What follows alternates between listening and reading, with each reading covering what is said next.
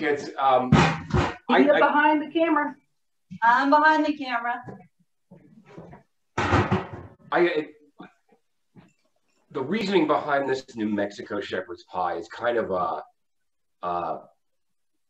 just a change in the way you look at things, a paradigm shift in thinking, I guess. And my thought was, if you take some of these heirloom recipes from around the world, like a shepherd's pie, or like a paella in Spain, an original paella, or some others, it just seems to me that they are really just a painting of the landscape. And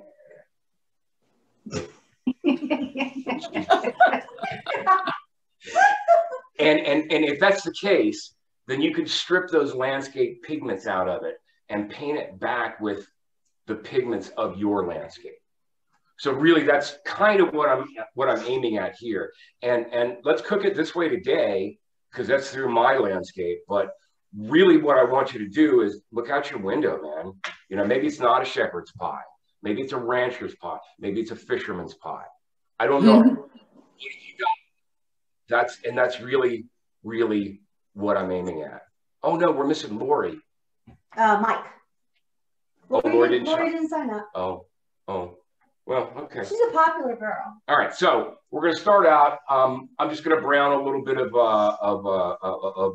ground lamb with some olive oil and just a little bit of seasoning.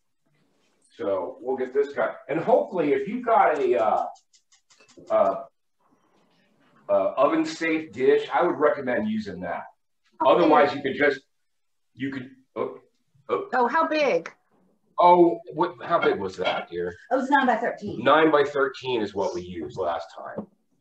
So if you just got a skillet that doesn't go in the oven, that's fine.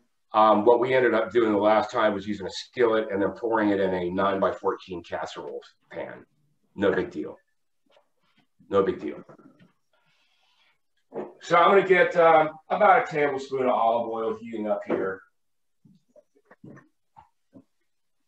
I do have flour under there, right? Yeah. And I got about a pound of ground lamb here. It's kind of nice, kind of lean. It shouldn't, kind of lean. Mm-hmm. Should be a lot of grease left over, but we'll deal with that when the time comes. There we go. Is everybody using lamb, or did other people choose other meats? No, I couldn't go there. There's cows out my window. Okay. Where's the stick here? All right, so what we're looking for here is just to get a good brown on this. And we'll get that guy going and continue with our conversation, huh? Nothing like cooking and talking. Got this tool for when you're breaking up ground beef. Oh, it's really cool. Right on. Stab it and turn it, and I got it at Kroger in the manager. Where'd you get that? Just at Kroger. It's got a little spoon rest edge. It was in the markdown. But wow, it's a good thing my mom's not here. She'd be on her way to Kroger right now.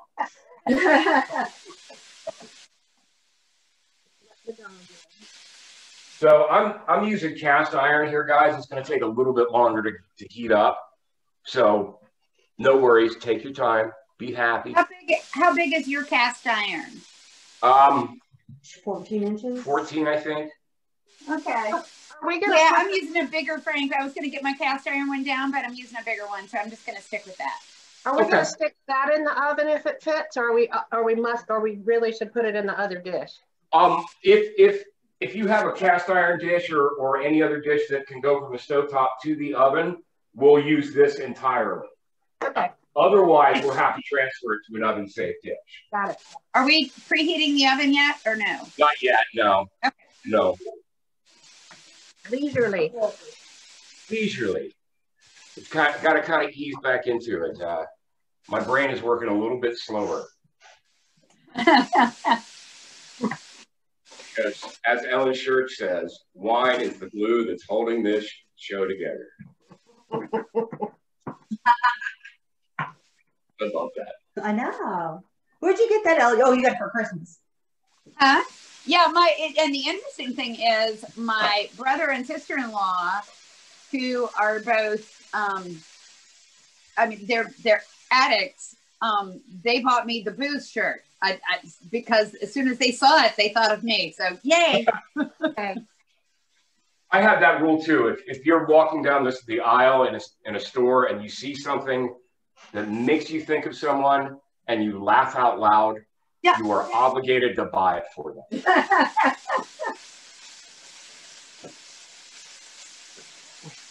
Oh, somebody's got a nice salt in here. Oh. Are we salting anything yet? I'm going to say salt to taste. I'm going to add just a skosh of pepper to mine.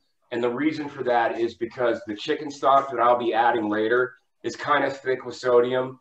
So I've learned not to get overboard on it. But do it to taste, because I love my pepper. Ooh, I hear that sizzle. I like that sound. Is everybody cooking with gas? Because I have electric stove and it's sluggish. Chris? Yeah, we're cooking with gas here. One day. Hi, Chris.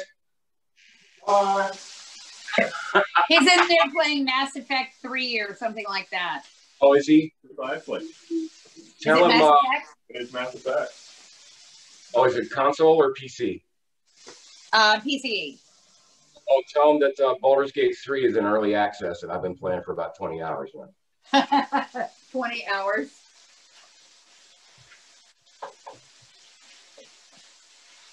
All right, again, we're just trying to get a nice brown on this lamb.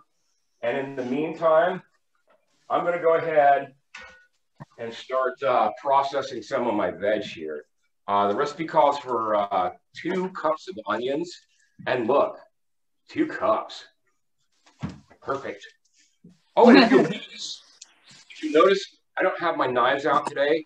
And the reason for that is I'm going to use my wife's new Henkels. Ooh. These. What are you using? Henkel. My wife's new Henkels. Henkel, yeah. Oh, and I actually can say that Santa got them for me because I'm married to Santa. So are we dicing this? Yeah, just a rough chop. Yeah, medium, like a medium dice, something like that. Okay. Welcome to All Tech. Is there a way to plug that in? I'm looking. Okay. If not, it's no big deal. Thank you. It's nice to have a helper. Oh, it's working. Yay. Let me turn it up. Oh, that's too loud.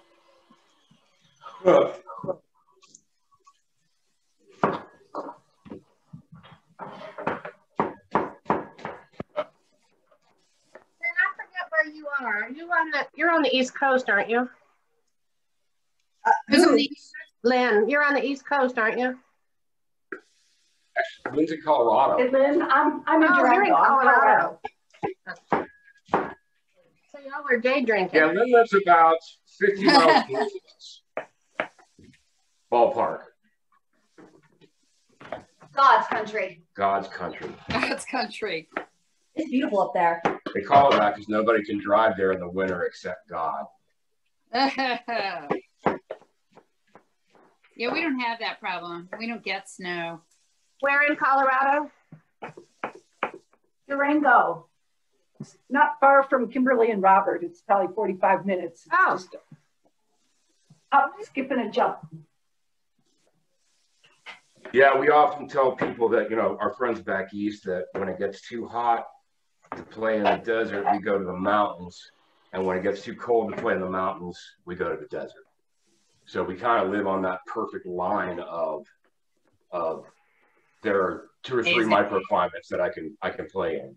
We have the ocean though. We have mountains, we have a river, and we have the big city, and we have the beach. Yeah. You got that? Less than 2 hours away. You know, and I can do without the beach. I just can't do without the seafood. Do that Without the what? I can do without the beach. I just can't do without the seafood. Oh yeah, that's true. That's true. Lord of mercy. So I want 2 This cups of puppy onions. says hello. Oh, Oh, sweetie. Oh. Now wash your hands. So you said I'm going for 2 cups of onions? Yeah. All right, ish. 2 cups-ish. Yeah. Did we add them in? Not yet. No, we're just doing a little bit of prep work for the next step. Got it. Mise en place. Who said mise en place? Good. Ellen. What? Ellen gets a star today. Is Good French that a word. thing? I get a star for that? That's a thing. I don't know. Yeah. There I you had go. a giant onion and it was bigger than 2 cups. So Oh, well, that's fine. yeah. So now I'm good. Okay. I have onions for the week now. Now, it also says, I believe, for our next step, yeah, we're going to have 2 cloves of garlic. So we can get those just rough chopped real easy and throw them in with the onions and go in at the same time. And so 2 is the same as 4 in the garlic. Like 4 is okay, right? Yeah. Guys? Yeah. Mine were tiny, so I put more. There's Yeah, never too much garlic. If there's not a grandpa 150 miles away going, what the hell is that? You don't have enough garlic in it. I can't remember. Yeah. I think I was reading a novel one time, and the person was saying, well, every time we start dinner, we put some olive oil in a pan and some garlic, and then we say, now what? You know what? That's kind of perfect, right? Olive oil, garlic. What else you got? There was a time that my mother had to live with us for 2 weeks, and she wanted to have carry out every night. And by the end of the 2 weeks, I was sauteing onions and garlic and mushrooms. And she said, "Oh, I don't want you to go into any trouble." And I said, "No. We can order out if you want to, but if I don't cook some fucking onions and mushrooms, I'm going to kill you." And so, Sounds like you have a very similar relationship with your mother that I have with my mother. yeah, she thought she was doing me a favor by not letting me cook. But if I don't cook, I'm going to kill something. Right. All right, so I'm just rough chopping this stuff. This garlic.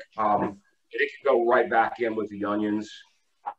We're just kind of, like I said, getting that ready to go. Oops. It's not going in the pan yet. No. This will be for the next step. We're just trying to get ahead of the game. What else are we chopping? A carrot? No, the carrot will actually get grated. Ooh. Oh, I almost was going to start ahead with circles, so I'm glad I didn't. Better get out a grater.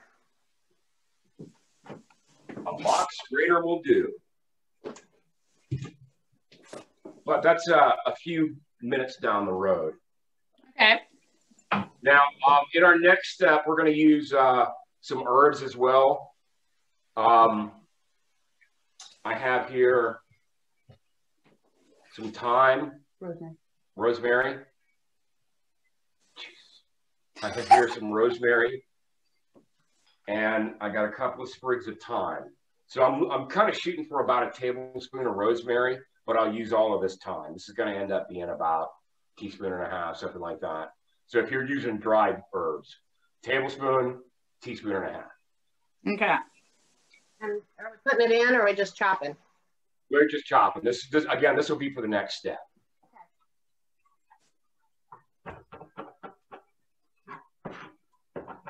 So are you guys growing the herbs? Yes. This thyme and this rosemary, yeah, I harvested like an hour ago. That's awesome. Oh, we also have started next year. We have what? 30. 72 times 3. What's 72 times 3? A lot. Yeah, it's a little over 200. We have over 200 seeds planted already. Wow.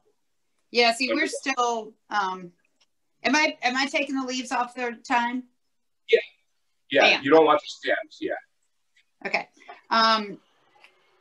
Yeah, we're still too cold and rainy and yucky to do anything. Oh, I'm looking at how many, over 200 seeds, 30 feet from me under lights. Oh, okay, yeah. So by the time that those guys get like almost root bound, it'll be time to take them outside and put them in the ground. Nice. Nice. How much rosemary again, if it's fresh? About a tablespoon. Got it. Woo! Yeah, I think we're just doing herbs this year. We're not doing veggies. You're not. Well, we have a lot of wildlife in our backyard. Oh, that's right. The last couple of years, we've gotten very little fruit for the effort, which is fine. I don't mind feeding them. You know, I'll still put stuff out there for them to eat, but and we also have a farm delivery system. I was gonna say you belong to that co-op thing, don't you? Yeah, so they bring produce. I mean, still they bring produce every 2 weeks. Are you still using the same company for that, Ellen? Yeah, Seasonal Roots. Okay, because there's a new buddy, somebody new, and I was wondering if it changed up again. Go on. Yeah, it's yeah. So we're getting fresh produce every 2 weeks anyway. So we're just gonna do herbs this year because I don't like my herbs dried. I like them fresh. I get that, and you know we've gone through an evolution and what we're learning what we can actually grow in this environment and what's just not going to happen. Yeah. You can actually grow the hell out of cilantro, but as soon as it comes up out of the ground, it's going to seed. It's right, crazy. Exactly. Yeah, we can't. I've never had luck with cilantro. That's something I just buy. Right. My rosemary is like this big. You only need one rosemary bush per neighborhood. Right on. Yeah. Right. My neighbor has 3 of them, and I went out there earlier and picked what I needed. Okay, I got you. Yeah, right on. How you doing back there, Lynn? I'm doing fine. Are we putting the rosemary in the meat? No, not yet. We were just getting ready for the next step. Okay. All right, what I'm doing here, this stuff is kind of cooked through, but I want to get just a little bit of color on it because color is flavor, you know. But once I get a little bit of color on it, I'm going to fish all that ground beef out, and I'm going to put it in here and just let it drain, and then we'll proceed. Oh, look what I found. Saving the oil, the grease? No, we're going to discard it. And if there's any excess grease in the pan, we're going to pour that off as well. But we're going to leave all the good fond stuff. Don't scrape it. Yeah. Okay. Okay.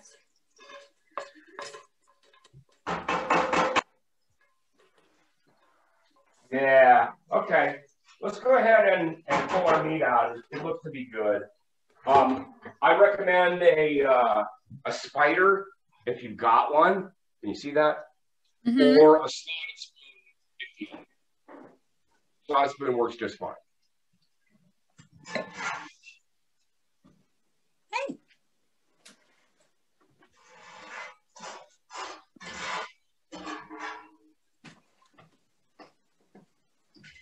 Or alternately, if your pan doesn't weigh 900 pounds like mine does.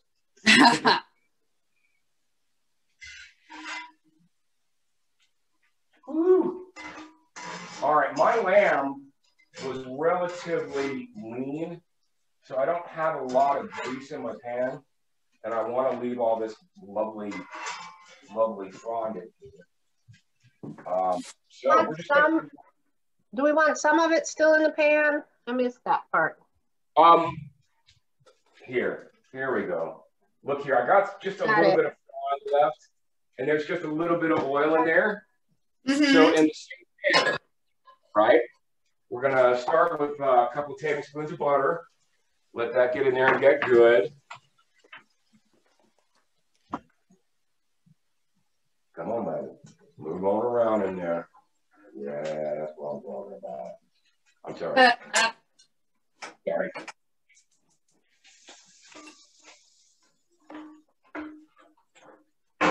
All right, as soon as that starts to get good, I'm going to go in with my onions and garlic.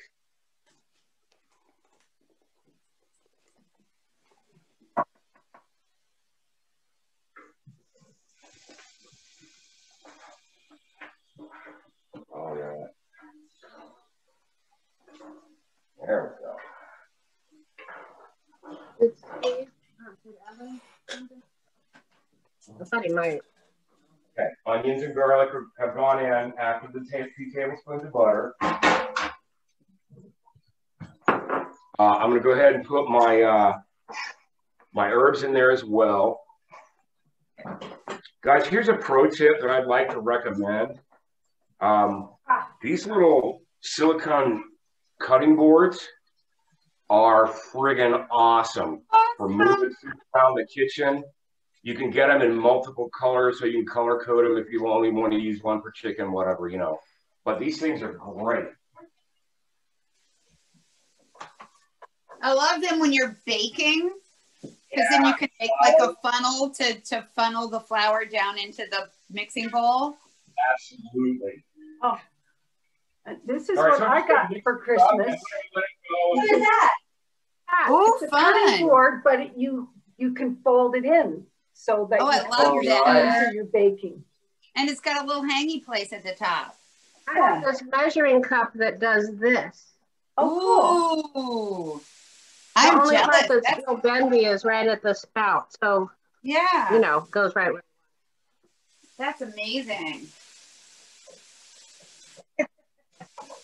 Pyrex. Is it Pyrex, really? No, it's what it is. We use it when we make Manhattan because then we can pour it in our decanter, make them quantity at a time. Start looking translucent, and I think I'm getting there. How's your onions look? Sluggish. There. Electric stove. You like my Yours stove? is electric? Is it really? No, that's gas. It's a glass top. I don't remember that. Glass. All right. All right. So as soon as Very easy to clean. as soon as our onions start to go translucent, I'm going to add in 2 tablespoons of flour and 2 tablespoons of tomato paste. Okay.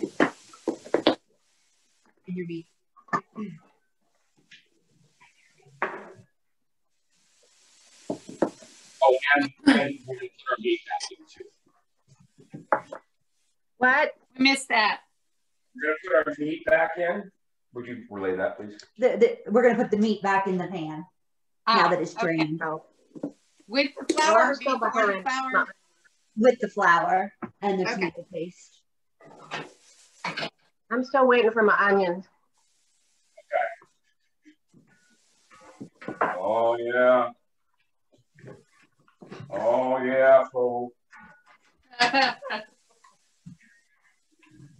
So I'm starting to get just a little tiny touch of a roux here with this flour. I'm getting some nice stuff on the bottom. Go ahead and add my meat back in. This is not easy. All right, we're gonna mix that all up. Yeah. Flour and 2 tablespoons of flour, and what was the other thing?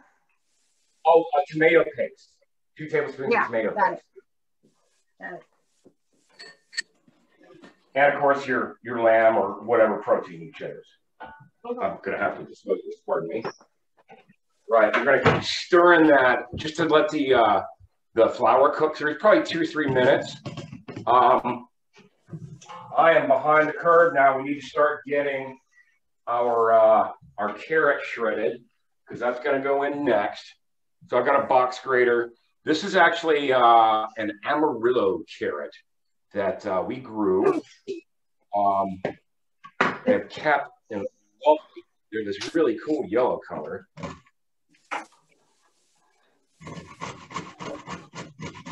And really is the carrot queen.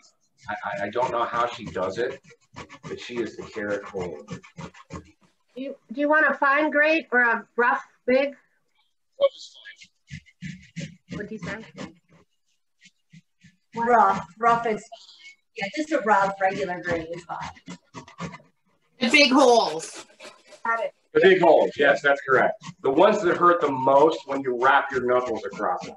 Yes. Got it.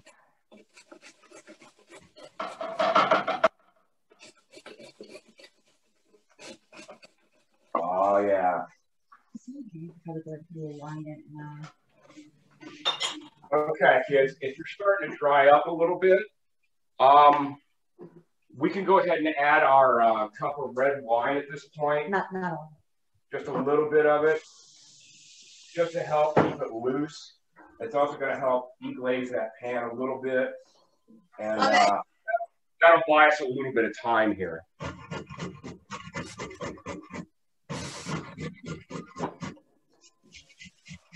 Okay, there's a little bit of carrot. I've also got, I hate to say it, I'm embarrassed. I got black beans. I got corn. They're in cans. Oh, I'm so sorry. I'm embarrassed to know you. I'm so sorry. Especially since we grow black beans. We used the remainder of our black beans yesterday making elk chili, and it was to die for. We made an entire pot of chili. There's a pint left. Wow. Yeah, it was good. Isn't New Mexico like the corn capital of the world? I'm sorry? Isn't New Mexico like the corn capital of the world? I'm not sure about the corn capital of the world. We grow a lot of different varieties. So I just went ahead and thrown my my carrots in. Okay. And I'm going to drain my corn here and go ahead and get them in. So the corn is going in now? Yeah. And I'm going to drain my black beans and put them in now too. Okay.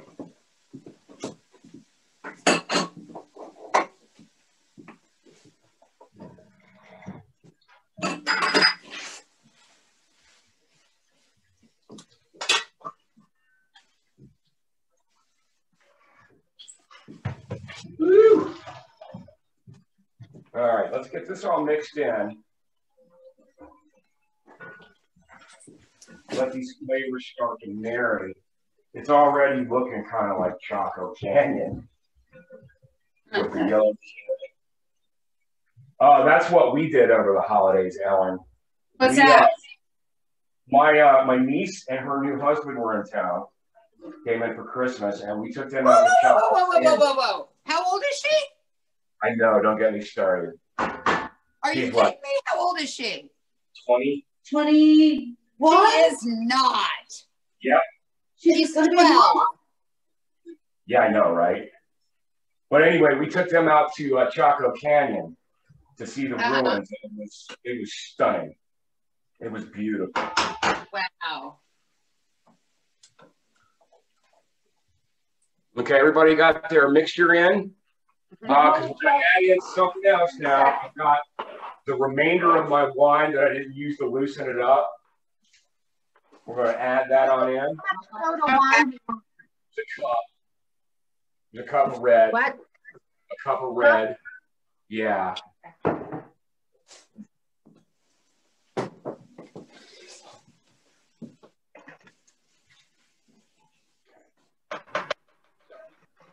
Didn't know. And I've also got a third of a cup of Worcestershire. Can you say that? Worcestershire? Sure, I knew you could. Yeah. A whole third of a cup? A whole third of a cup, yeah. Wow. Okay. I have to buy Worcestershire sauce again for the second time in my life.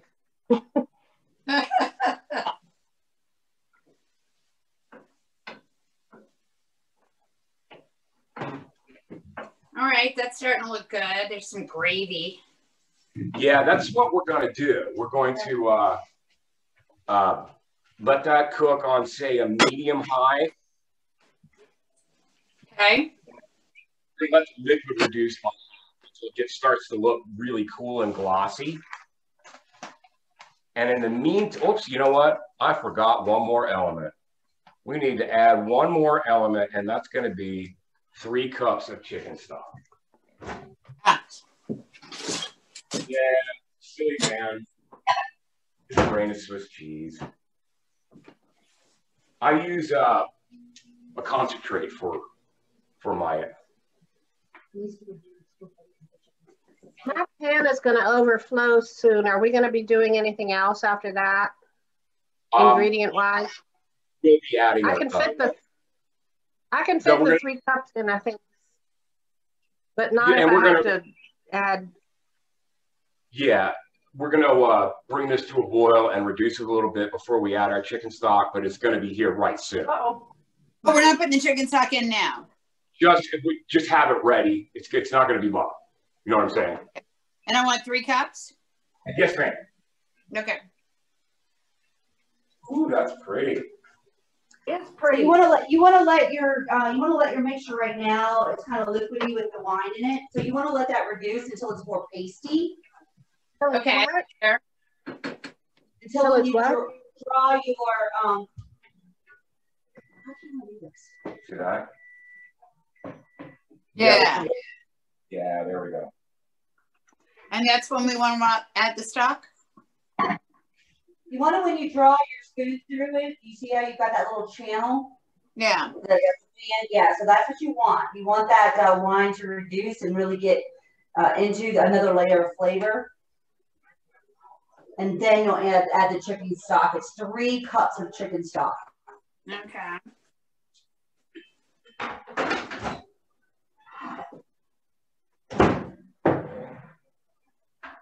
And the reason that I didn't add salt is the stock that we've been using is a little high in sodium.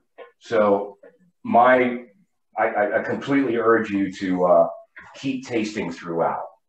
Mm. I seem to have reduced down lovely. I'm going to put my chicken stock in, and we're going to just gently stir this together. All right.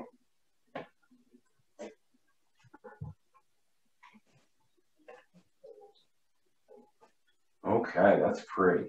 I'm going to bring this to a boil, and then we're going to bring it back and let it simmer for how long? About 20 minutes. Like I said, until it's nice and thick and glossy. All right. So in the meantime, while we're doing that, there's a little bit of business that we need to take care of, isn't there? Where'd you go, Kipley? Right here, I'm here. Okay. How many recipes did you have? 4. We had 4 recipes, and 3 of them are represented here.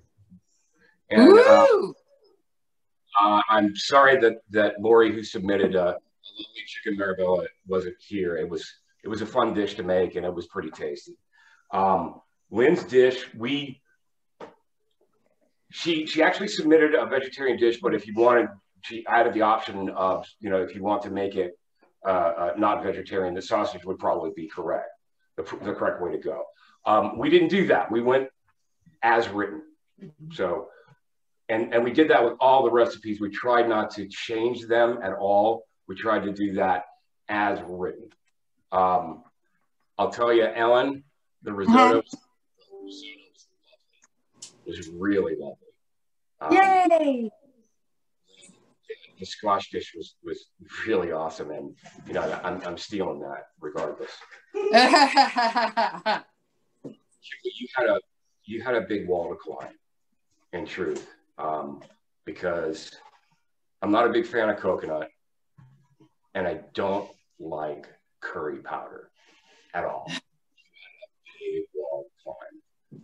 And I I'll think tell you, mine had curry in it also. yeah, I'm talking to you, Kipling. Oh, Yeah, I couldn't hear you. You blocked out. I couldn't hear you. Big wall to climb. I'm not a big fan of curry or coconut, but guess what? You climb that wall. Hey, That belongs to you. hey. Yeah, I was astonished. You took all my preconceived notions away. The dish was astonishing. It was incredible. It was completely outside of both of our wheelhouses. Yeah. Oh, yeah. And to tell you the truth, we were like, okay, we're going to do this and we're going to keep an open mind. And when we had it, it was absolutely amazing. Yay. Recipe. So we bought a side of beef in August, I forget when, and it's a what do you call it, grass fed. So it's very lean, and every piece of it has to be pot roast or stew. And so I was just tired of making pot roast. So that's where that came from. You Yeah. know what? It was stunning. It was a stunning dish. Oh, cool. We got it all together it's a slow cooker dish, Yeah. by the way. Which I don't know how we're going to do that on the show, but anyway, we got it all together, and I tasted the broth, and I was like, "Oh my God, have you lost your mind?" And she thought I was having an issue, and she came over and tasted it. Oh my God! So that's funny. good on you, Kip. Good on you. We have to tell you, everybody's dish was delicious. Yeah, everybody's dish was awesome. Everybody came from a different angle, and it was just wonderful. So thank you guys so much for participating. Yeah, it was fun. It was. And I think we're going to do it again next year. Mm-hmm. So, yay. What did But Kimberly, we'll be getting with you for your address and everything. So I don't think we have that. So we'll be getting with you later for that. Okay. What did Lynn make?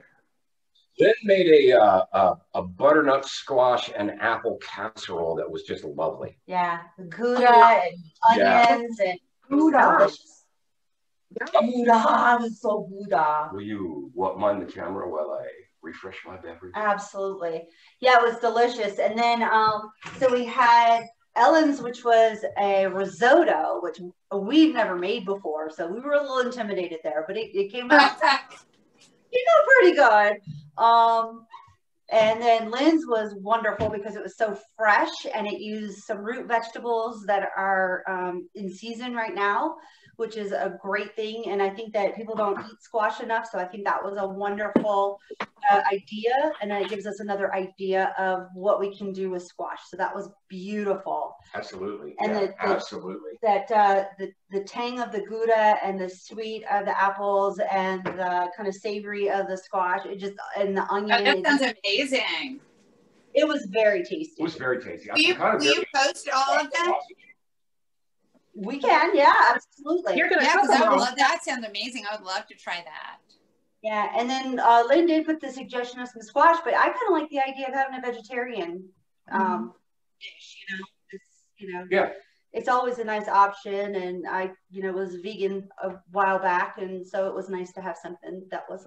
Are you going to present each of them in your class? I mean, are we going to learn those recipes? No, and we're going to talk about that here in a minute, but we will try and make them available to you. Yeah, definitely. Yeah. And Lori's was really Mediterranean. Yeah, it had capers and olives and prunes, and yeah, it was really good. So everybody just went in a different direction. It was so much fun. So much fun. Yeah, we did have a good time. Yeah. Yeah. So, again, we're simmering here. I'm simmering a little too hard. And what we're looking for is a reduction. We're going to let this go for about 20 minutes. We're going to let it get nice and glossy and pretty. That's pretty soupy. Is it pretty soupy at first? Yeah, it's going to be soupy at first. Yeah, just boil the shit out of it. Yeah, boil the shit out of it. Is that a cooking term? Yes. And my wife is such a delicate flower. Stir the shit out of it. Right. So while we're here and we got time to kill, because it's not going to take a lot of time to move the blue corn along, we are kind of going through an evolution in the way this is going to be done. At this point, it's really not sustainable for us. So we're going to try to ease into something that's more. Can you hear us okay? Mm-hmm. Yeah, we had talked all last year about how we were trying to figure out how to monetize it. So what we have planned on doing is we're going to do more shows where we just prepare things and we can edit it, and we'll just load it onto our Facebook site, and we'll load it onto our YouTube channel. And then what we will do is once a month, we're going to have an appetizer that we're going to prepare that's going to be open to anyone. Yeah, it'd be like a Facebook kind of live thing. Mm-hmm. Yeah. And then we're going to have the membership portion where after the appetizer, the members will move into the membership area, and we will do this. We'll do this here. The good news for you guys is that because you have been with us from the beginning, is that we want to grandfather you guys in. There's absolutely, you guys are lifetime members. Yeah. You have helped us, supported us. Yeah, you have. And we really appreciate it. You've helped us to grow, and you've given us great feedback. And so we don't. This is just as much your show as it is ours. Mm-hmm. You know? Yeah. So how often are you going to do it once a month? Once a month, yes. And Robert will still be the live star, the live cook, just because I get too nervous when I'm trying to do this. And I can do all of the ones where we can edit my flubs out. Some of the flubs we keep in. But the live, I just get too nervous. So I'm not sure if you broke up or what. Are you doing it once a month? Yeah, 1 month. Yeah. Once a month, yes. Good. That's about a good amount of time. I think so, yeah. And we try to link the appetizer portion and the meal portion together. Mm-hmm. There'll be a wine pairing, and we've been called out on going too dry on wines very often, so we'll try to remedy that. And then the wine pairing will also go. The drier, the better. But yeah. Then the wine pairing will also go with the meal because it'll match the.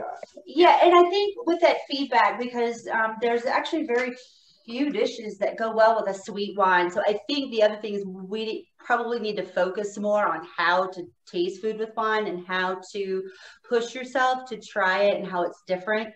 So that's something that we're probably going to work on developing ourselves so that we can help those along. Because I know wine isn't for everybody. I know when I first started drinking wine, I couldn't stand it. But once I learned about it and once I had it with pairings, it definitely took on a different flavor, and I like it a lot more. I can respect it now a lot more than I could before when I just was young and kind of wanted to drink too much. So. I used to not like rosé at all, and I went to a couple of wine tastings where they had some really tasty rosés. So you, like anything, you got to try new things. I don't like curry either, but if you love those dishes, then I probably will too. So it's about trying new things. I mean, really. I mean, I was reading the ingredients list, going, "Oh, there's no way." But it was well balanced. So thank you for making me open my mind about that. So good on you. Yeah, I think Chris always laughs because I'll say something like Brussels sprouts. I don't like Brussels sprouts. Okay, challenge accepted. And and we make Brussels sprouts. I don't like beets. Okay, I'll make something that you like with beets in it. And it every time he says I don't like something, I turn him around. That's great. I love that. I absolutely love that. Mm-hmm. Yeah. Again, that goes back to what I was talking about earlier about changing your mindset. Just looking at things differently. Mm-hmm. You can achieve wild things with the skills that you have just by looking at things a little bit different. Yeah. So.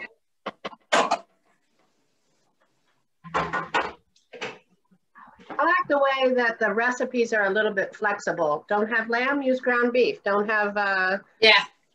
Yeah, and that's whatever you say. and again, you know, look out your window. What's out your window? You know, that's what you want to be using. Like I can see you guys playing with seafood. Yeah, Dishes. yeah, Like you know, Kipling and Ellen. and Ellen and Lynn. I know you don't do a lot of red meat, but you know, there's great options in like elk and bison. Bison, I love bison. I do A lot too. more options than, say, Yeah. farm raised beef, you know.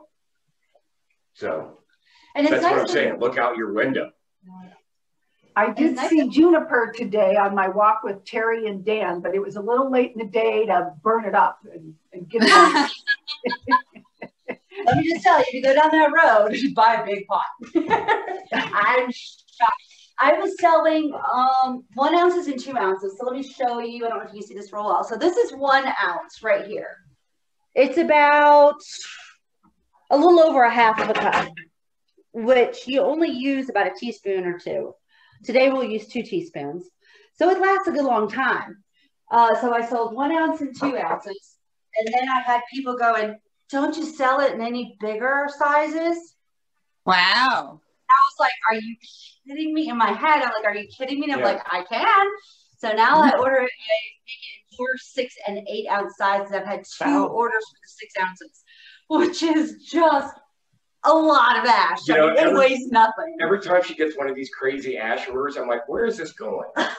And like Manhattan, Yes. friggin' Oh, how funny. Ireland. Who'd have thought? I know. Good for I you. know. So it's been a lot of fun. This whole Etsy experience and growing this business has been a lot of fun.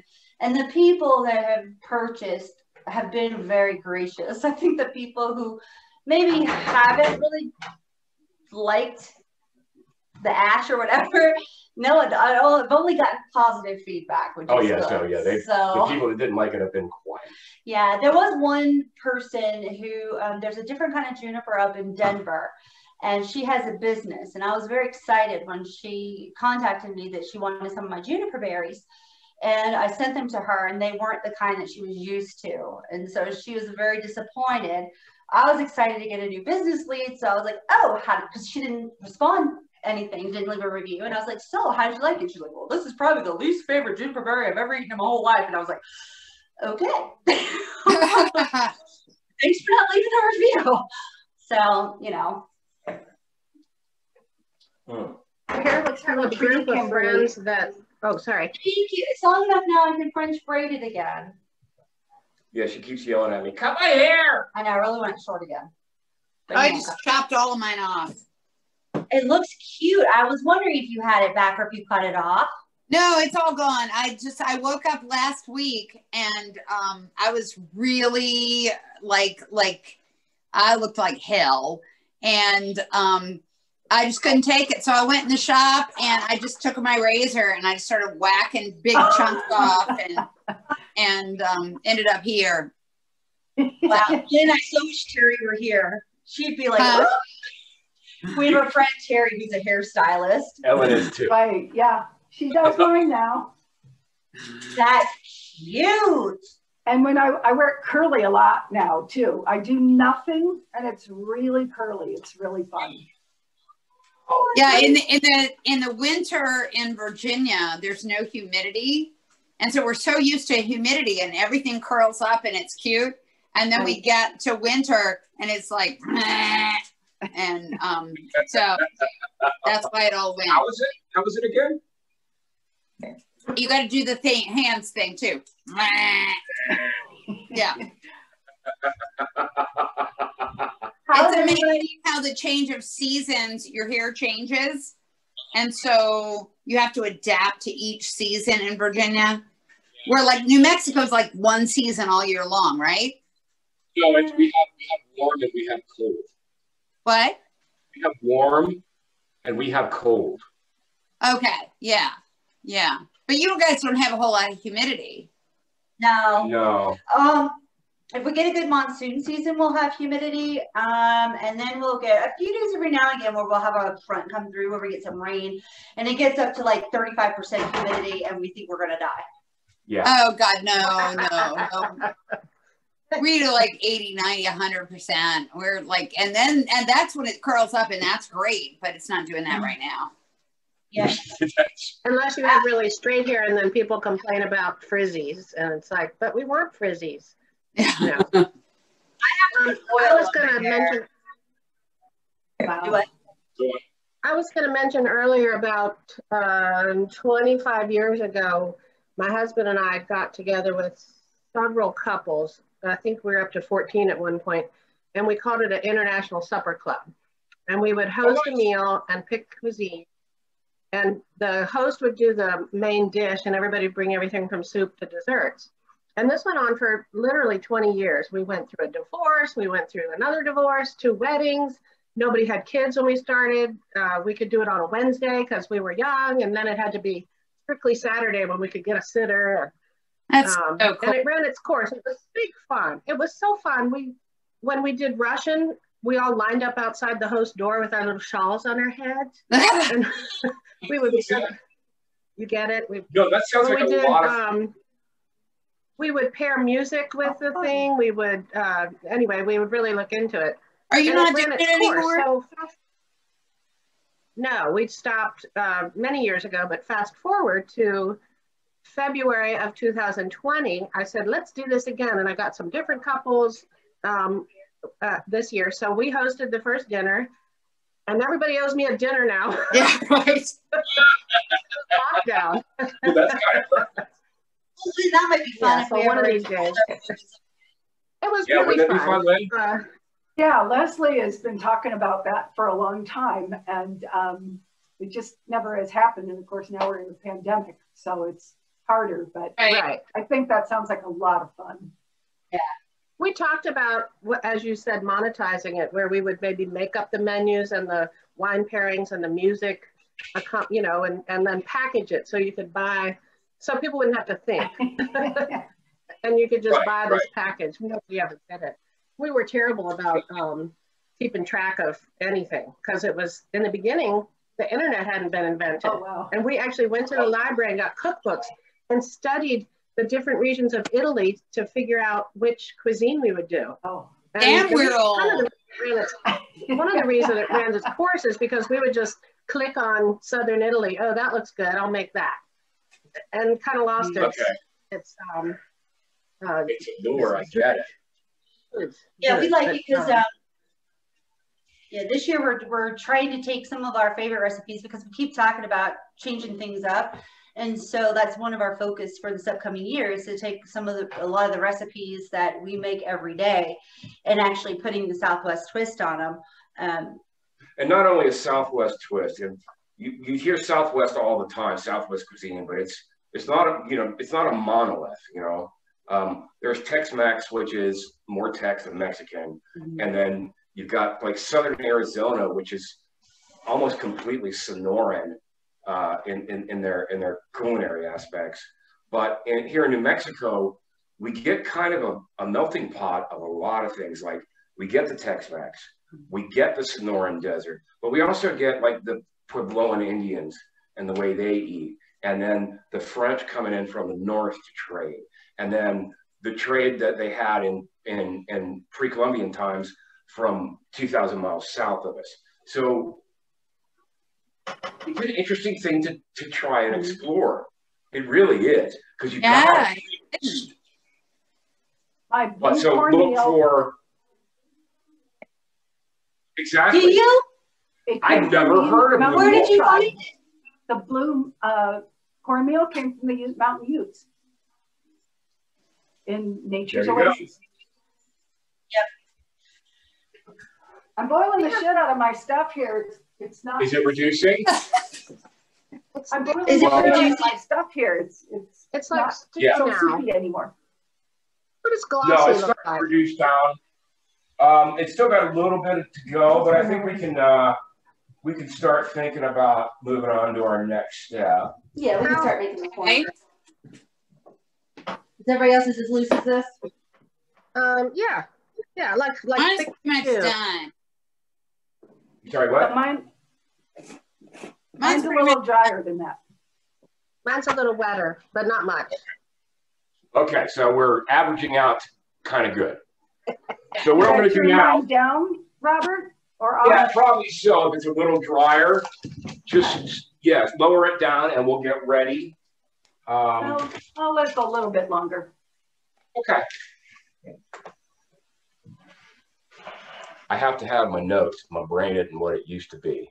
You're such an old man. He's probably the Oh youngest yeah, one your here. beard is quite dapper. Yeah, I For the cut it record, all he's off. about 10 years younger than me, so he's not that old. I'm much older. So Yeah, I but can you call carry you an old man. Carry it well. You've aged like one. Well, And so I- have you, love. I aged like milk. Remind What? me again how you know each other. I don't. It's hard to say. We were in a singing group together when you were in high school and I was out of high school. Yeah, briefly, but we just clicked and we had a bunch of mutual musician friends as well. right. So Richmond. Yeah. So I grew up in Richmond. the big thing I remember is the Halloween dance at your high school where our band played and I stole your big giant vampire cape on stage. That's the big thing I remember. What high school did you go to, Rob? Meadowbrook. So is that the East End? Oh no, that's in Chesterfield County. Oh, yeah. Okay. I'm new here. I've only been here since 1975. Well, I could understand that. Let's see. I'm getting I don't need a bowl that big. Let me get a little smaller bowl. We're just going to mix up essentially what is going to turn out to be a quick and easy cornbread batter. You know, if we were in Scotland or Ireland, we'd be dealing with potatoes. Ellen, I understand that you were making a shepherd's pie a couple of weeks ago for Reed. He was interested. Yes. So the original shepherd's potatoes instead of starts would be a mashed potato, but here we don't really have a great potato crop. So I'm going to use instead the cornbread made with. I'm going to make it with the blue corn. If you guys don't have the blue corn, the yellow cornbread's fine. Cornmeal. The yellow cornmeal is fine. So here, let's go. I'm going to use a cup and a half of, wait a minute, that's 1 cup. A cup and a half of AP, just general AP. Wait, are you talking about flour? Yeah, just general AP flour. Well, I don't do gluten, so I have like all-purpose non-gluten. What are you doing? You're doing rice flour. That's fine. Yeah. Okay. Perfect. Cup and a half of rice flour. That's fine too. Where we are. 1.5 cups, Robert? I'm sorry, 1.5. Flour. Yeah. And then I'm going to add 1.5 cups of my cornmeal.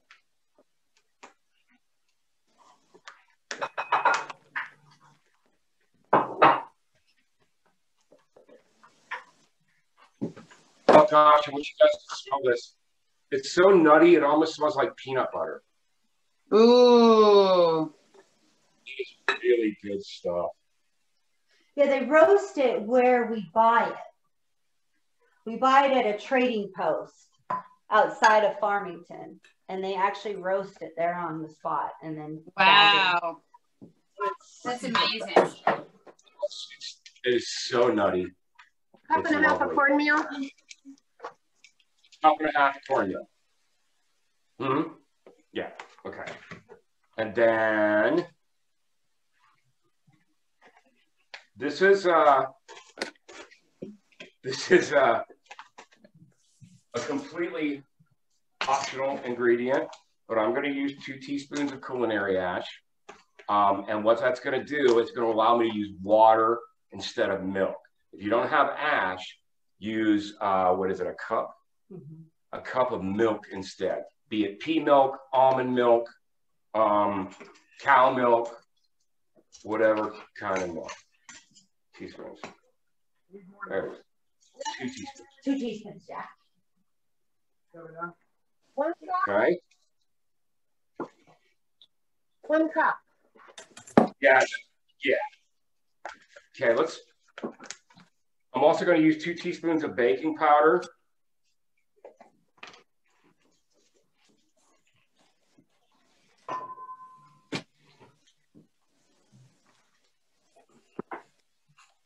Let's give it a little bit of salt just for fun, huh?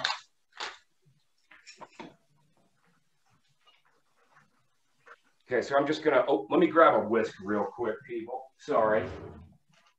I got this really cool, funky whisk here. What does it look like?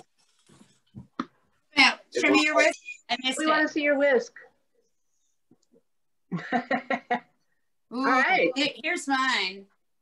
That's my That's batter it too. whisk. And then I have a regular whisk too. What is yours? That's my What batter is yours? whisk. Alan, what do you have? Oh, wait a minute.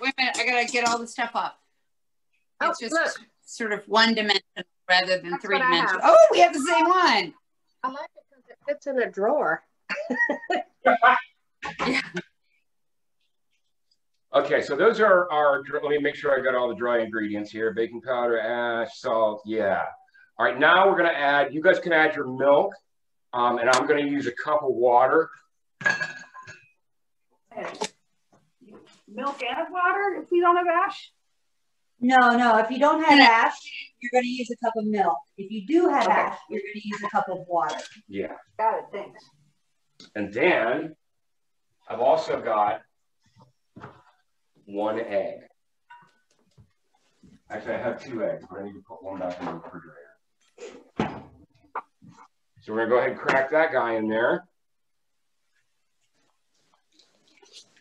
Ooh, eat that pretty. Everybody check your skillet. Make sure everything's going well. Beautiful.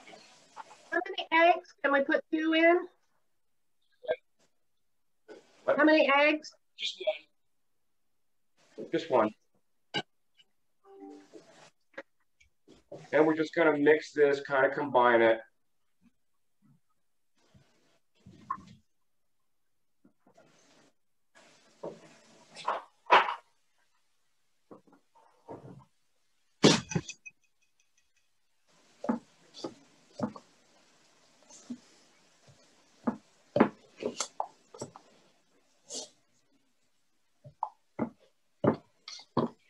Sometimes the love is in your hands.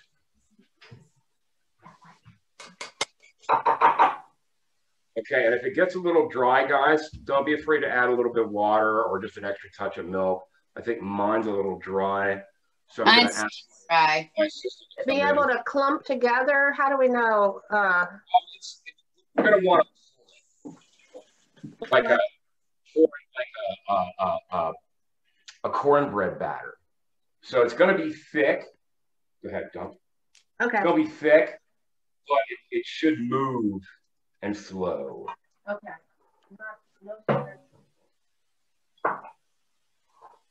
I see similar to a pancake batter. Yeah, just a little bit thicker than a pancake batter. Okay. My dogs are thrilled because I'm dropping cornmeal on the floor. Well, your dogs are happy creatures, aren't they? You know, a little bit more. Yes, they are. Any food is good food.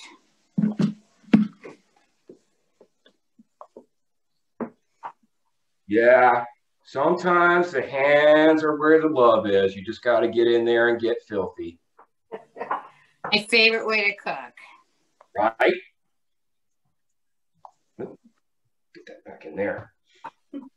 Okay. Now, this doesn't really look pretty, but I promise you, this stuff here tastes amazing. Okay. So I'm going to let that sit there for a second. We're almost ready. Can we preheat our oven? Yeah. Oh, crap. I forgot. Let's put it on 400. All right. Okay. Oh, I thought you said 450. 400. All right.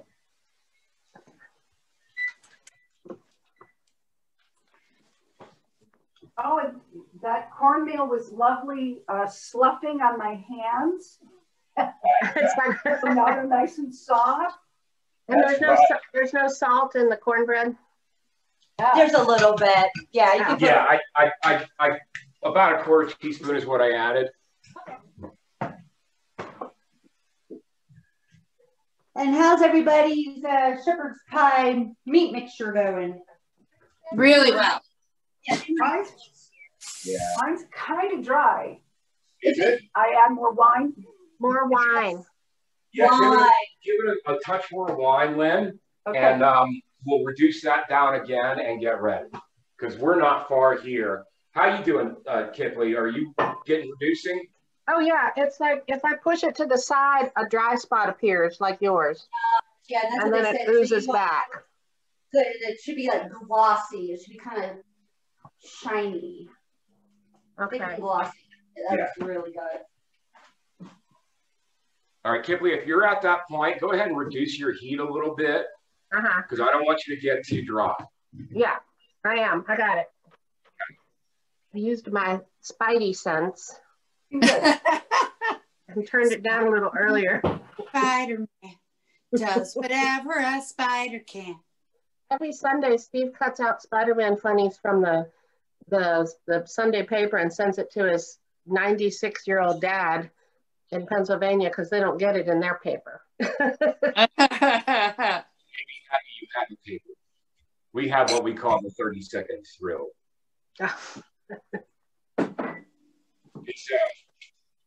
It's this thick, the newspaper. Because it hasn't. It's this thick if you take the ads out. Huh. Well, we get the Washington Post. You could get the Washington Post, which would. Yeah. Oh, I think The actual delivered. paper or the online paper? Well, it comes with online and Oh. the New York Times and CNN and all the sure good. I want a newspaper for one thing and one thing only. The crossword puzzle. I want a physical crossword puzzle with you. That's it. That's why we do it. Ours is for bunny litter. Well, we get that. Oh, Yeah. Ellen, we use we have a shredder and we shred stuff from a chicken litter. I mix Yeah, it. exactly. That's what we do too. I mix it 50-50 with the pine shavings so that it's not too soggy. Say it again? I mix the shredded paper with my pine shavings because paper it will get soggy and promote bacteria or whatever. But anyway, I mix it half and half. Yeah. All right, kids. I think. Oh, sorry. See, I'm getting this just this one ribbon that oozes back in, like you were talking about, Kathleen. Uh-huh. I think that's what we want. So what I'm going to do at this particular moment is I'm going to go ahead and kill the fire underneath of the pan, and I'm going to get my this stuff, and we're going to start just pouring this right over the top. Because this is going right in the oven. Yeah. Otherwise, you move it to the casserole. If you don't have an oven-safe pan, you're going to put your meat mixture into your 9x13 pan, Yep. and then you'll pour your blue corn on top. So I appear to have a whole lot more goo than you do. Do you? Well, it was a cup and a half of Me too. corn and a cup and a half of flour. Well, So just spread it out evenly. That's all. Okay.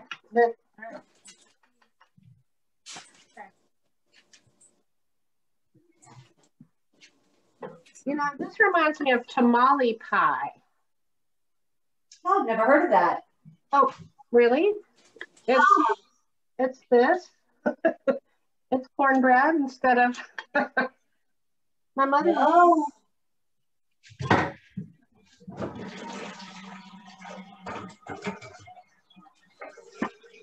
Good. Okay, kids. Now I need to get my tea towel in order because we're going to put this in our 400-degree oven and we're going to let that go for about, I don't know, 20, 25 minutes maybe. And then we want to hear about all the presents everybody got for Christmas. That's right. Oh, fun. My oven is still about 250. Maybe hold back just a bit. Yeah. Can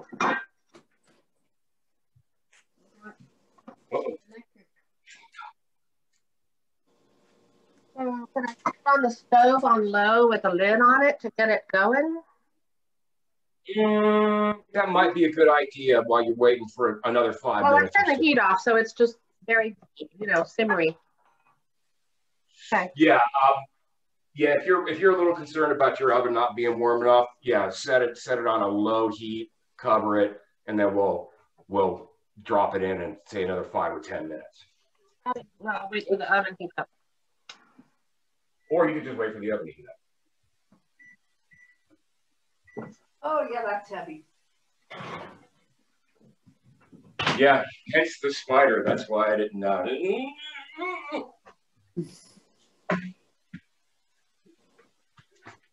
So do you want to talk about why you really watch the whole thing? Yeah, I guess I do. You want to come in here? We're amongst friends. We're amongst friends. Okay, so we're gonna broach a little subject here. We had a little health scare here last week. Oh, no. Oh. A bit more than I have in the past, Yeah. And there's a reason for that. Yeah, I had a little event. Woke up, was it Monday the 6th? Monday the 6th, day before his birthday. Day before my birthday. And I was fine. No worries. By 9 o'clock, I couldn't talk. He couldn't talk. He could barely say his own name. I really don't remember a lot. So I'm going to let you tell the story because I don't know. Yeah. And he was just kind of nonchalant. I was like, Robert, you can't talk. And he just like that. And so being a therapist, I did a head to toe neurological assessment on him. And he'd been trying to quit smoking. So he had been taking Chantix and he had some bad reactions to it. And so he had decided to stop it. So he stopped it on a Monday. By Wednesday, that was the day that he wasn't able to talk. So we called the doctor. We're like, could this possibly be a side effect of him coming off the Chantix? The doctor said no. And so the doctor's like, Kimberly, I think you know what's going on. I'm like, I know. I've already talked to him about it. We need to go to the hospital. I think you're having a stroke. And so, yeah, we went to the hospital. Fortunately, we got there within the 3-hour window. The ER was just on top of everything. As soon as he walked in the door and said that we thought he had a stroke, they were scooping him up and taking him in the back and taking him to CT to make sure that he had, to see if he had a blood clot or if he had a bleed. He had a blood clot. And so they gave him the TPA, the clot buster medicine. And it was wild because within about 10 minutes, he was talking. He hadn't even finished getting the drug yet. He was talking. Some of the side effects that he noticed afterward, I'll let him describe that, have been interesting because he had absolutely no physical limitations at all. No. He's able to use his arms, able to use his legs, able to walk, able to do all of that. He just wasn't able to talk. And so we thought that's kind of where it ended. But I'll let Robert take it from there. It's things that I do every day are still automatic, but things that I don't do all the time, I have to plan out in my head first. There's a lag in my thought process. That's why I've been needing help. So, but on the other side, one of the other side effects is, Ellen, you'll appreciate this, is I was concerned about music ability because I knew that this incident took place in the left side of my brain. Right. So I got home and I sat down and I started throwing out chords, and they seemed to have color. And, wow. That gradually faded away, but it was very interesting to me. It was very interesting. So, yeah. I just heard on Sunday morning today about a child that learned how to play music because of color. He associates a note with color. Yeah, there's a condition called synesthesia. Yeah. Where people's brains are not wired like ours are, and so their senses are crossed. So, you know, they hear color, you know, they see flavor, et cetera, et cetera, et cetera. It's pretty amazing, and the more you read about it, it's really fascinating stuff that you can hear color and you can feel color and numbers too and letters. It's all, you know, you can see. I mean, letters have color and numbers have color, and it's a fascinating thing. Right, and I would assume that you may have a bit more experience with that kind of thing, just in teaching Reed in the way that his senses, he senses the world differently than most people. Yeah, he does not necessarily have acute synesthesia, but he sees the world as art and he sees the world as color. And and that's really, you know, his perception of the world is different, you know, than most of us. And so I don't know, it's been a little sketchy week, so So that was this week, Robert? His birthday. My birthday. Oh my gosh. Happy birthday! His birthday is in the ICU. Oh my gosh. Well, we're glad you're here, and wow, that seems like a pretty fast recovery. It was the physical really came back, the speech came back, but it's still the organization. I've always known Robert to just be on top of everything. He can read something once and he's got it. And now it takes 2 or 3 times. So normally this recipe, he would have read through it once and everything would have been spot on. But today, I made some cheat sheets, and he never needed these in the past. But today I had to make some cheat sheets, and still there was a little bit of organization issues. So it's for the normal person. For me, he's probably operating the same as me brain length wise, because I'm kind of disorganized and discombobulated, as you guys know, because I've led some groups. But it's new for him. Usually he's just like spot on all the time. So is the music color thing still there, or is that faded? You know, it's faded for the most part. If I really sit down and concentrate and squeeze my eyes together, it's there really, really faint. But the first couple of days, it was like, wow, what the fuck is this? D minor 7 is green with flecks of yellow. I don't understand what's going on. It was almost more frightening than not being able to talk. Oh no, you're kidding. It was just, that's the first anomaly in my head that I had experienced when I got home. I guess, it would be, yeah. Yeah, because honestly, when he wasn't able to talk, the whole time he was going through all that stuff, I'm like, Robert, do you understand you can't talk? I mean, he was just like nonchalant. I was like, meh, whatever. You know, it's just very nonchalant for a person that's so verbal. It blew my, I'm just like, I don't understand how you're just kind of like, but that's just what the stroke did. Yeah. It was on the left side of my head. So, what happens from here on out? Medication, therapy, waiting? I'm going to do a lot of heroin. Sounds good. No, it's obviously a change in diet. I really attribute it to the Chantix. I really do. Genetics?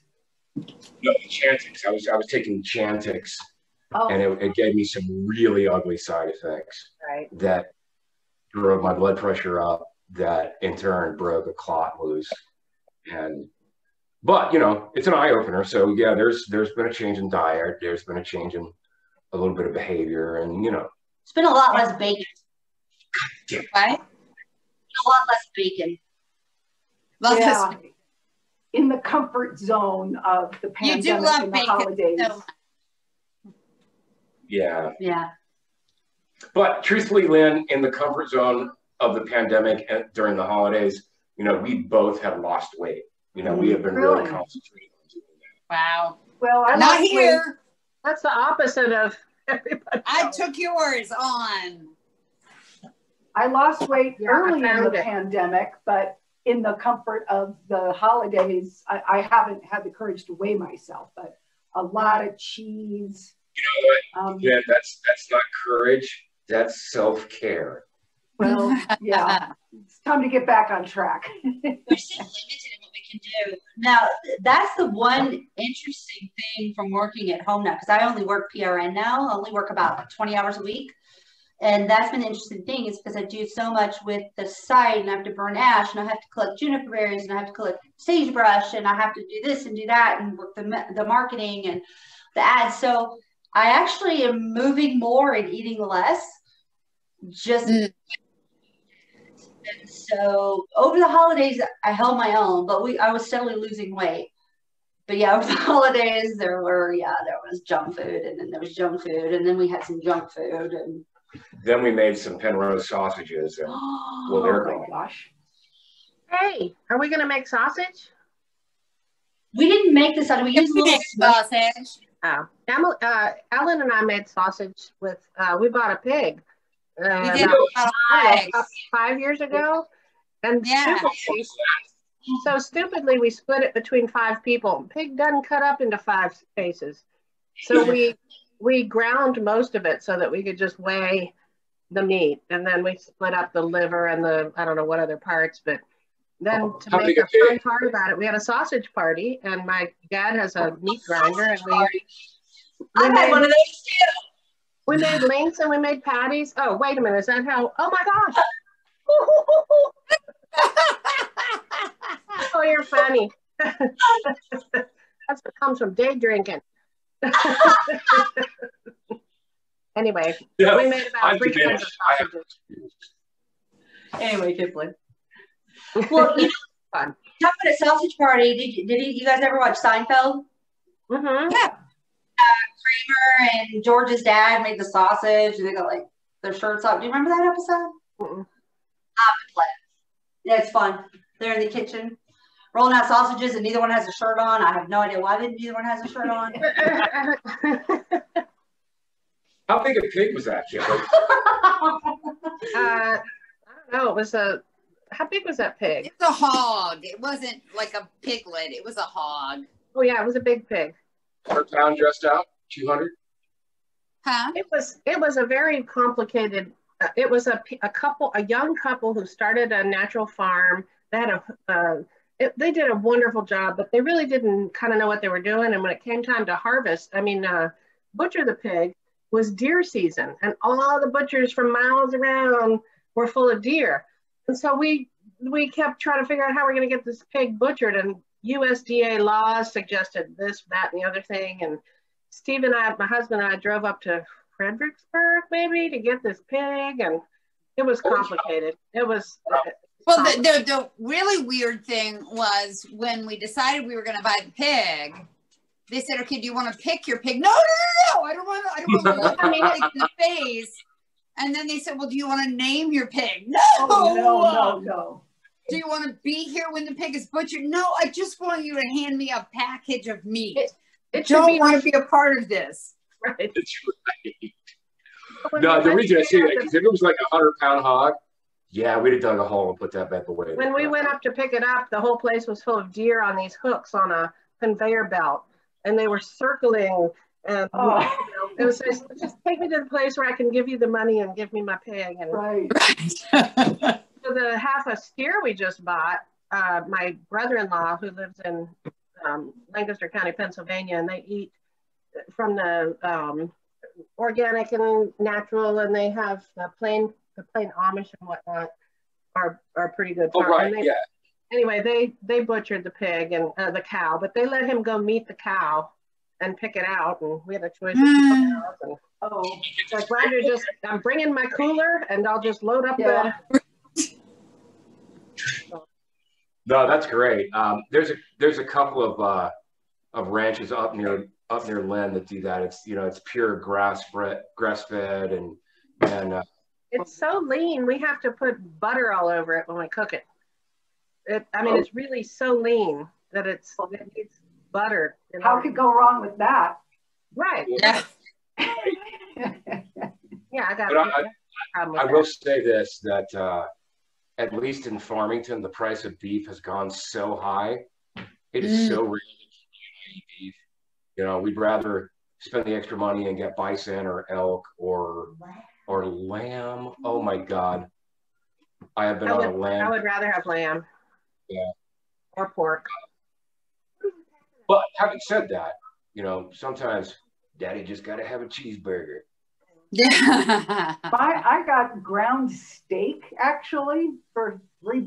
It wasn't a full pound, but it was like 7 cents of a pound for $3. It was like in the reduced section. It was like Nice. might have been, yeah. So, and I also got some kind of steaky thing that I put in the freezer for like London broil. That was also $3. So $3 London broil. Wow, that's impressive. yeah. We just figured out that Bubba Burgers are gluten-free and dairy-free and easy and cheap and low sodium and all the things that we want. So we've started, I mean, all of a sudden out of the blue, we've started buying packaged Bubba Burgers because it's, you know, there are nights when you just want that. Right. I agree. And we call that comfort food. You know, Kim and I are not really big on junk food, but once in a while, you just got to burn a hot dog, man. You just got to burn a hot dog. It was nachos and pizza for me recently, you know, and on my pizza, I put lots of vegetables on it. So I pretend that it's good for me. Yeah, we have a new pizza place just down the street by Kipley's house that you go online and you can custom order what you want. And they have a gluten-free crust and a vegan cheese. So we can buy for us and we can buy for Reed. And you can put anything you want. And two of the things they offer, one is spicy, crispy chickpeas, and the other is hot honey. And oh my Lord, it is the best pizza. It's so good. And they have Reed's Pizza. They also do a lot of social justice things. You can buy an extra thing and they'll give it to a police department or they're going to. I didn't know that. Oh, pay it forward kind of vibe. Yeah. Yeah. And then they have some other things that they donate. It's very socially conscious. That's cool. Yeah, we've never looked at that part. We get hungry and we order the food. I mean, I don't want to say we're co-opting Navajo culture, but we are borrowing heavily. So, I mean, we decided that once it becomes profitable, that a certain percentage will go back to a Navajo charity. Yeah. So I think that's socially conscious, the socially conscious thing to do. You know? Yeah. I applaud that, but gosh, you've been doing this for a long time now without getting any income. So back to that. You've also got to keep in mind too that you guys are only seeing one prong of what we're doing. Well, so of course, I meant this part. I know your lighthouse sales are making money. Yeah. So we've decided that just as a way of saying thank you. You know, it's the right thing to do. So. And there was tax deductions. I mean, you figure we'll deduct. We deduct everything. Yeah, we deduct the cost of this. So that helps a little bit. We really enjoy. Let me come over there. Yeah, why don't you come over here? Yeah. we love cooking. We really enjoy doing this. We understand there's a million people doing cooking shows just like this, but we enjoy it. So we're going to put it out there. We have no idea. Again, like we said before, we have no idea if it's going to go anywhere. It may just be the four of us forever, which is I love seeing you. If it starts to bring us money, or vice versa. And that's kind of the other thing, even if we don't get anybody in the membership, if it's just us, you know, if we can lead people to some of these amazing things that we sell, I mean, that will be something. So we're going to do everything in our power to make this work because we do love it. Yeah. Well, I know where to buy juniper ash now. I didn't have time to buy it from you, so I checked at Nature's Oasis and the other stores, but I'll get it from you next time. Okay. You know, and I really kind of need to do, we have a friend, Ellen and Kibble, we have a friend, Danny, who just started making his own salsa, freeze-dried salsa, and he has been hitting the pavement, hitting up all the mom and pops to sell it. So I don't know, maybe we need to do something like that. We have gotten our Navajo tea into a couple of stores. We got into a store here in Farmington, and then we got it into a, it's a B&B with a gift shop up in Arizona, and they found me and they bought a bunch as well. So I don't know, we may do something like that. But. Yeah, and Danny's a good source, I'm sure. But yeah, he just went to the local Nature's Oasis and Natural Foods and Natural Grocers. We got 3 of them here in Durango, and one at City Market. You know, I mean, they all have their sections. Of, 20 minutes is up. Let's just have a look and see what the top of our cornbread looks like. And what we're looking for is a good browning.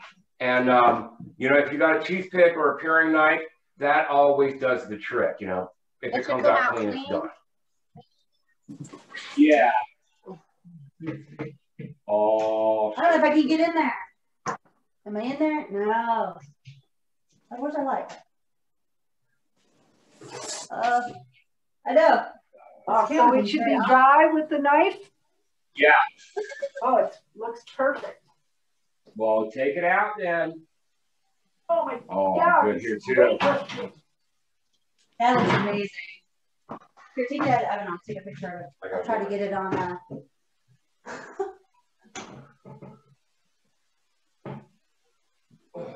Oh, it smells so good.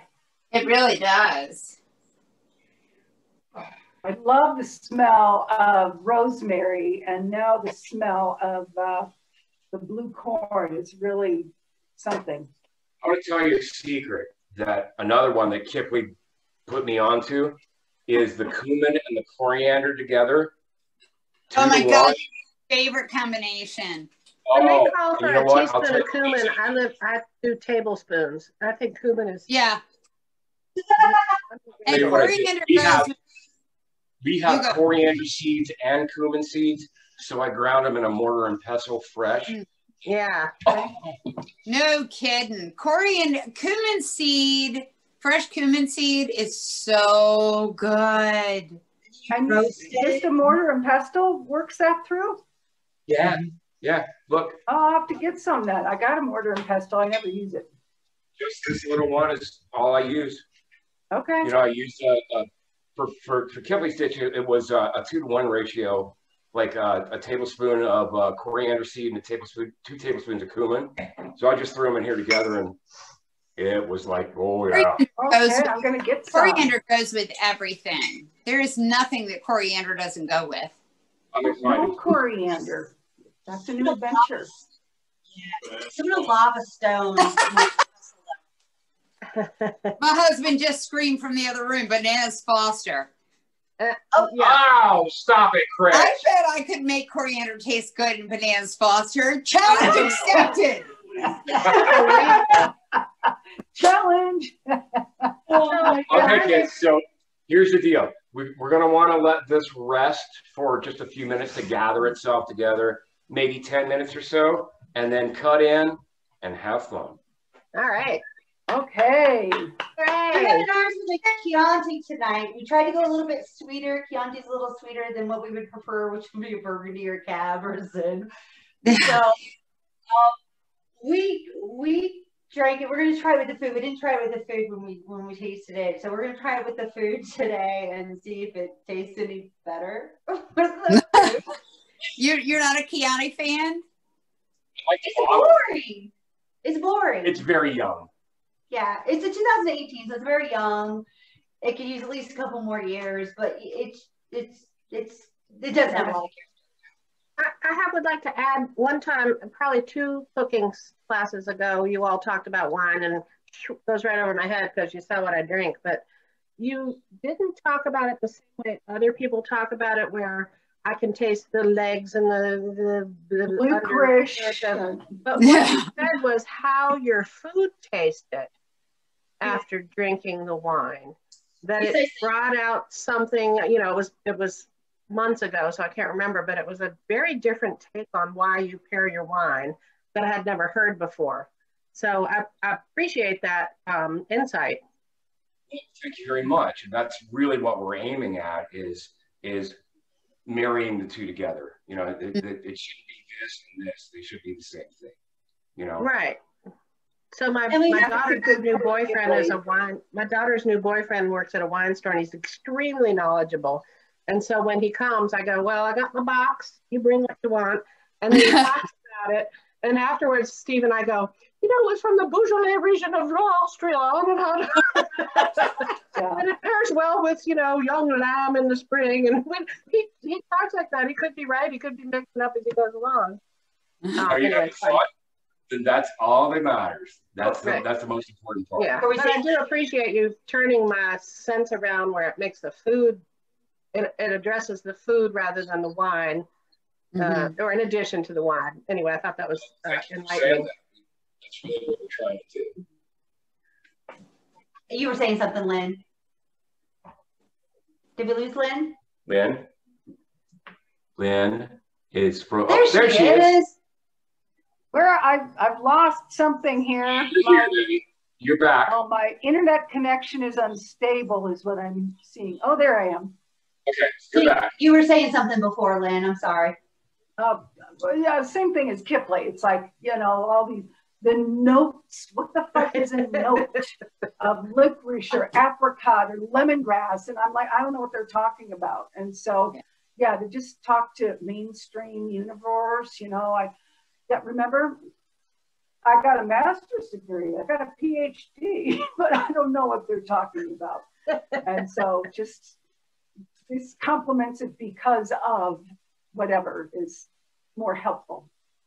There's a wine lady that I follow. She's actually in Canada, and she's very interesting. And I may actually, during one of our appetizers or maybe one of our main dishes, I may do one of the things that she does. And what she does is she has 2 or 3 different wines, and she has a lemon and she has salt.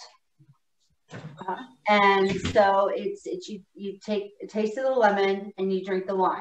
Well, first you drink the wine. Okay. Legs, you know, apricots, whatever. Then you taste the lemon and you drink the wine, and you see how the wine changes, the lemon changes the flavor of the wine. And then you taste the salt and then the wine, and you see how that changes. But that's kind of my thing. It's like, I don't care if it's got legs, and, you know, if I'm being hooty fruity, and honestly, if I go to a wine tasting, I can tell you the notes I find in the first 2 wines that I drink, the first 2 samples. And after that, my palate is confused. Oh yeah. Oh yeah. Sure. I can't really distinguish after that. So all I know is if I drink this wine with the food, does the wine disappear, or does it overpower the food? That came in with Ellen's dish, actually, because we were like, okay, the risotto, are we going sweet? Are we going dry? And so we tried both, and I think Robert liked one and I liked the other. I did, yeah. So what was with the risotto and the curry? What else was in there? The risotto was scallops. Yeah, and it was a. Well, Ellen, do you want to tell them? Yeah, tell us about your dish, Ellen. Oh, it was a butternut squash risotto with seared scallops. So there was a little bit of sweetness. It was really creamy, but I like a drier wine with it. But sweeter works too. The sweeter brought out more of the sweeter notes in the scallops and the sweeter notes in the butternut, and the dry did the opposite. Yeah. So it's really just one of those things where you just have to try different wines with foods to see what brings out what you like. Yeah, And some of the wine tastings I've gone to where there's a bunch of people, they're like, okay, which person liked this one and which person liked that one? And it was kind of 50-50. You know? Yeah.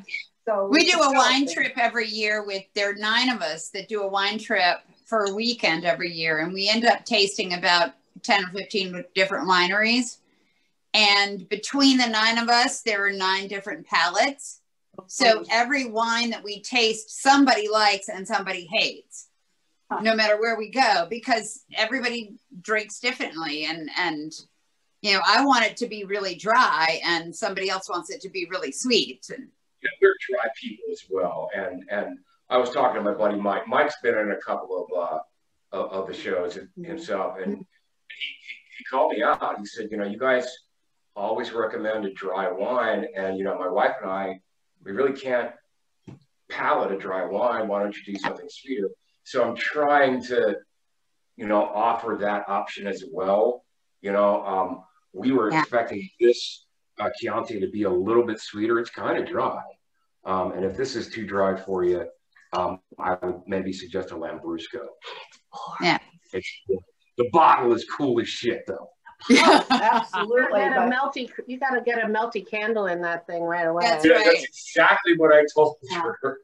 Yeah, so and maybe we could do something more like that. We could say, okay, well, with this dish, we want you to get this variety of wine. You choose where you want to get it. You know, you want a French, whatever, you know. So we're thinking of playing with something like that if you guys want to. Yeah, and I want you guys also to understand that when we first started out playing with the wines with the meal, that we were not trying to kill you. So like the bottle is like a $10 or $12 bottle. Yeah. Right. So, Yeah. Perfect. Yeah. So we didn't talk about Christmas presents, but my family decided not to do presents because it gives us anxiety. So instead, we each bought a bottle of scotch, and we did a scotch case.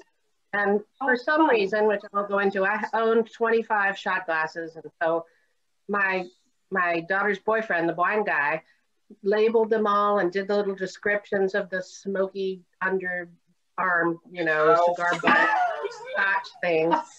And so then we tried to pick which one. There were five of us, so there were 5 scotches. And he poured the little tiny, you know, pours. And anyway, it was big fun. And I am not a scotch drinker, so they all tasted like cigar butt to me. But the PD thing, it was very interesting to read the descriptions and try to find the same things. And then there was no winner. I wanted a prize, but anyway. The other thing well, you have a new knife set now. Me? You got the prize today. Did you miss it? Did you won. miss the part that you won? You won. The rest of us knew. So here's the big thing, Kipley. Do you want to host your recipe, or do you want us to do your recipe? Oh my gosh. Let me think about it. So since it's a slow cooker, we would just do it and then not eat Cut it, to right? 3 I mean, it hours would be later. done because Well, we're thinking about we may actually splurge on 2 roasts and kind of sear the one and have the other one, or kind of do the cooking show thing. We already have the other one. I don't know. it's either that or we'll send out instructions with the recipe card to do this 8 hours before the show. how about if we table that discussion and maybe talk about it over email or whatever and see how. Sounds perfect. Okay. I don't really have a camera thing. You know, it would be weird I guess Steve could come in here and hold the computer and. Yeah. Yeah, put it to work. I think that's a good idea. Well, Apparently Kimberly did, because we have the shots on the pot, you know. It's like, yeah. I liked that. If you guys saw this big albatross of a camera I'm carrying around, I'm like knocking the legs into stuff. It's a lot of editing before it goes to YouTube. But thank you. Okay, Okay, kids, well, I think it's great. been about 10 Super. minutes. Well, So thank you for sharing your recipe, and it I smells want to see delicious. you guys cut in and show me. I'm not going Show to. us your dish. Show us your Oh, dish. right now? Yes. Okay. Let's see. I gotta make my camera move. Is everybody getting sick? Where is it? There it is. I know, isn't that tricky? It's got a Look, shadow. look. Outstanding. Oh, It it turned looks out so really nice. It's very firm and tamale pie. You look up tamale pie. It's to me, it's this. It's what you just did. It's cornbread on top of that stuff. wow. No, I've never heard of tamale pie. It's in my mother's I like rotation. Frito pie. Ooh. Oh, Ooh, it's so pretty. It's so blue. I got a new refrigerator and freezer this week. Thank you, landlord. I like that. 25. Oh, it's check this out, man. You'd never guess I was single with all this food. Gorgeous. And now I forget why I was going to bring that up. Oh, the freezer is really small. So this is enough for about 12 servings in Lynn's World. And I don't know where I'm going to put it. It might go to the homeless because there's no room in the freezer. The homeless will love it. We have containers. You know, we have these little containers that we fill up for the homeless and put stuff in, and they'll eat it cold. Otherwise, they're eaten out of the trash, or they have a kitchen. They can warm their stuff up. So they might get some of it. speaking of the homeless, I have to go because Steve and I are going to go pick up our day-old bread for the homeless that we do with our. We have to pick it up on Sunday nights. Ellen does the other. That's a lovely thing. We go Panera tonight. Yeah, we have Panera tonight. We pick up Panera at the end of their shift and get Nice. all the hour-old bread. It'll be day-old bread by the time we get it out there. So this has been so much fun. I'm so glad you're back in business, and I'm on board with whatever that next step is. Okay, good deal. We love you guys. And we'll be in touch, Kipling. Congratulations, Kipley. Thank you. Thank you guys so much. We had so much fun tonight. And stay tuned. Now you have to go Will away. do. Take care of yourself, Robert and Kimberly.